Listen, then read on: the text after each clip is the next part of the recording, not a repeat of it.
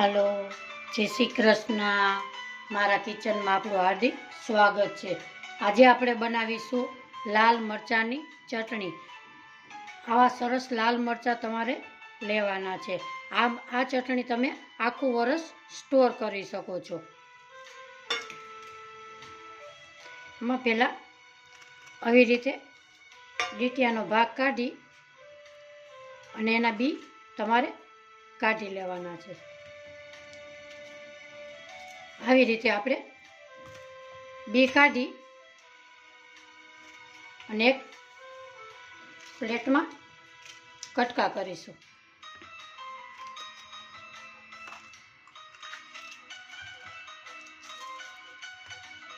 આ મરચાંની ચટણી તમે ભજીયા સાથે, ઢોકળા સાથે તમે ખાઈ શકો છો. બહુ જ સ્વાદિષ્ટ લાગે છે. આવી રીતે આપણે કટ કરી અને બિયા બધામાં કાઢી લેશું.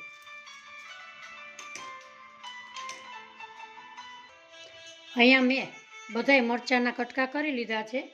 આપણે એક મિક્સર જારમાં ઉમેરીશું. એમાં આપણે નાખશું એક લીંબુ. ખટમીઠો સ્વાદ બહુ સરસ લાગે છે.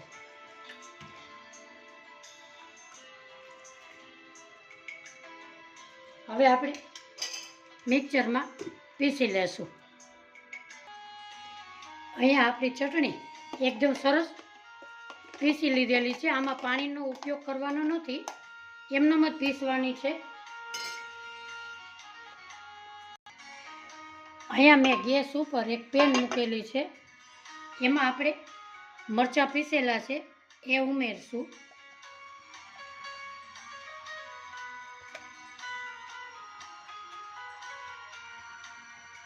હવે એને આપણે હલાવીશું આવી રીતે.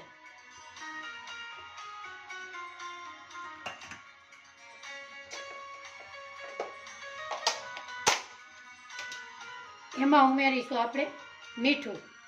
મેં અહીંયા એક ચમચી ઉમેરેલી છે. તમે તમારા સ્વાદ પ્રમાણે ઉમેરી શકો છો. હવે એને આપણે આવી રીતે હલાવશું. સૌ પ્રથમ એ એકદમ લિક્વિડ જેવું, પાણી જેવું થઈ જાય છે.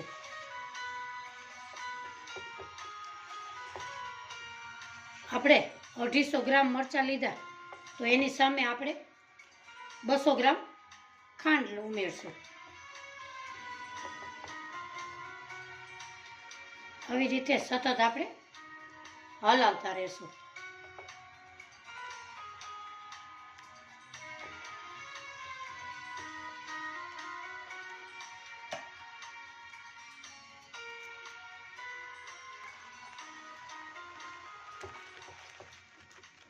આપણું પાણી ઘણું એકદમ બળી ગયું છે.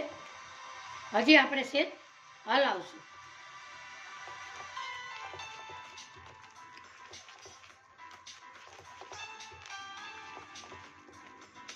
આજની મારી રેસીપી જોતા હોય તો લાઈક કરજો, શેર કરજો, સબસ્ક્રાઈબ કરજો.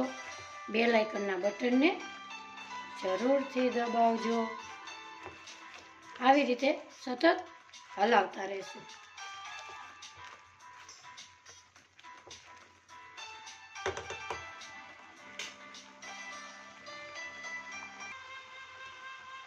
હવે આપણો પાણીનો ભાગ એકદમ બળી ગયો છે.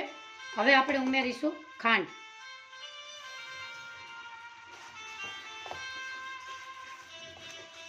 આવી રીતે સતત હલાવશું.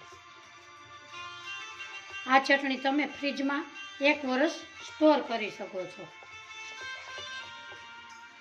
ખટમીઠી સરસ સ્વાદમાં લાગે છે. તમે પણ જરૂરથી ટ્રાય કરજો. ભજીયા હારે, ઢોકળા સાથે એમાં તમને મસ્ત લાગે છે. આ પાછું એકદમ લિક્વિડ થઈ ગયું છે. એના પાછું આપણે હલાવશું.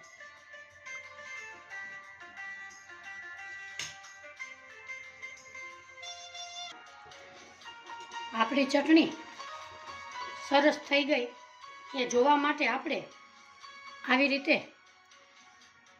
એક તારની ચાસણી થશે એટલે આપણી ચટણી બરોબર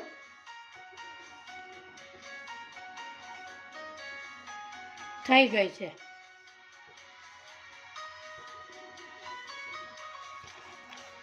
આપણે ગેસની ફ્લેમ હવે બંધ કરીશું.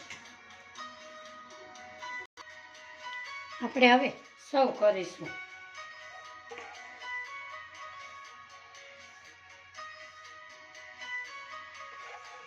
આજની મારી રેસીપી ગમી હોય તો કોમેન્ટ બોક્સમાં જરૂરથી જણાવજો. એ મને જરૂરથી ગમશે. કયા શહેરમાંથી મારી રેસીપી જુઓ છો એ પણ જરૂરથી જણાવજો.